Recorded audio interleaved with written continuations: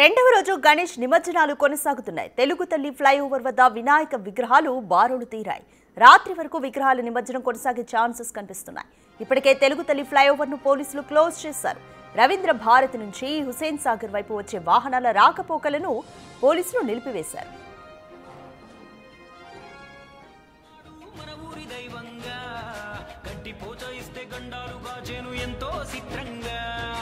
ఇంతకంటే గొప్ప వరం ఇంకేం కావాలి మొక్కండి ఇష్టంగా సామే బాణబుజ్జ స్వామి బంగారు స్వామి గుజ్జురూపు స్వామి గుణమైన మోర్ డీటెయిల్స్ మా రిపోర్టర్ శ్రవణ్ అందిస్తారు. రైట్ శ్రవణ్, తెలుగు తల్లి ఫ్లైఓవర్ వద్ద వినాయక విగ్రహాలు బారులు తీరినట్టుగా మనకైతే విజువల్లో కనిపిస్తుంది. ప్రస్తుతం అక్కడ సిచ్యువేషన్ ఏ విధంగా ఉంది? పోలీసులు ఎలా క్లియర్ చేస్తున్నారు? గణేష్ శోభాయాత్ర రెండో రోజు కొనసాగుతుంది. ఇవాళ సాయంత్రం వరకు ఖచ్చితంగా గణేష్ నిమజ్జనం జరిగేటువంటి అవకాశాలు ఉన్నట్టుగా గ్రౌండ్ లెవెల్లోని పరిస్థితి చూస్తే అర్థమవుతుంది.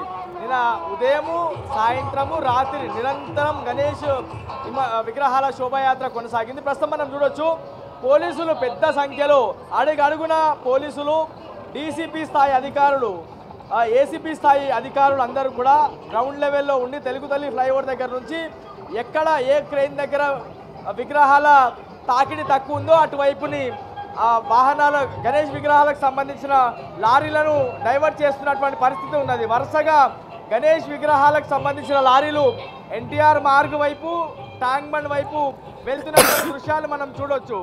దాదాపుగా మనకి ఉన్నటువంటి సమాచారం మేరకు ఇటు లకడికా పూల్ వరకు వినాయకుల తాకిడి ఇంకా కంటిన్యూగా ఉంది. దాని తర్వాత బషీర్బాగ్ వరకు ఇటువైపున వినాయక విగ్రహాలు క్యూ లైన్లో వేచి ఉన్నాయి. ఆ విగ్రహాలన్నీ కూడా మనం ఎదురుగా చూడొచ్చు. ముందుకు వెళ్ళి అంటే హిమాయత్ నగర్ నుంచి వచ్చి దాని తర్వాత రవీంద్ర భారతి వరకు వెళ్ళి యూటర్న్ చేసుకొని రావాల్సి ఉంటుంది. ఆ విగ్రహాలన్నీ కూడా యూటర్న్ చేసుకొని ముందుకు సెక్రటేరియట్ దగ్గరికి వచ్చిన తర్వాత ఎన్టీఆర్ మార్గులో ఉన్నటువంటి క్రేన్ల దగ్గర వినాయక విగ్రహాల తాకిడి తక్కువ ఉంటే ఇటువైపున పంపిస్తున్నారు. లేదు అంటే ట్యాంక్ బండ్ వైపున క్రేన్ల దగ్గర విగ్రహాల తాకిడి తక్కువ ఉంటే అటువైపున విగ్రహాలకు సంబంధించిన వాహనాలు డైవర్ట్ చేస్తున్నారు. అడుగడుగున మనం ఒకసారి చూడొచ్చు ప్రొహిబిషనరీకి సంబంధించిన పోలీసులు అంటే ఇంకా పూర్తి స్థాయిలో వాళ్ళు డ్యూటీలో లేరు, వాళ్ళని కూడా గ్రౌండ్ లెవెల్లో పని చేపిస్తున్నారు. అటువైపున పోలీసులు అడుగడుగున మనకి కంటిన్యూగా పోలీసులు కనిపిస్తూనే ఉన్నారు. దాదాపుగా 30,000 మంది గణేష్ నిమజ్జనం కోసం డ్యూటీలో నిమగ్నం అయ్యి ఉన్నారు అనేది Hyderabad city police commissioner CV Anand ఇప్పటికే స్పష్టం చేశారు.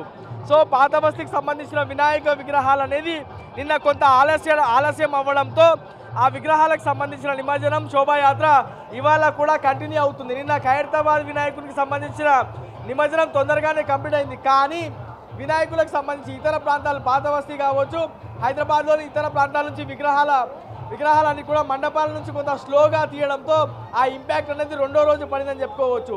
ప్రతిసారి కూడా 2 రోజులు లేదా 3 రోజులు, లాస్ట్ ఇయర్ అయితే 3 రోజుల పాటు గణేష్ నిమజ్జనం కార్యక్రమం జరిగింది. ఈసారి కూడా అంత జరగకుండా చూస్తాం, 1 రోజులోనే కంప్లీట్ చేస్తామని చెప్పారు. కానీ విగ్రహాల తాకిడి చాలా ఎక్కువ ఉంది.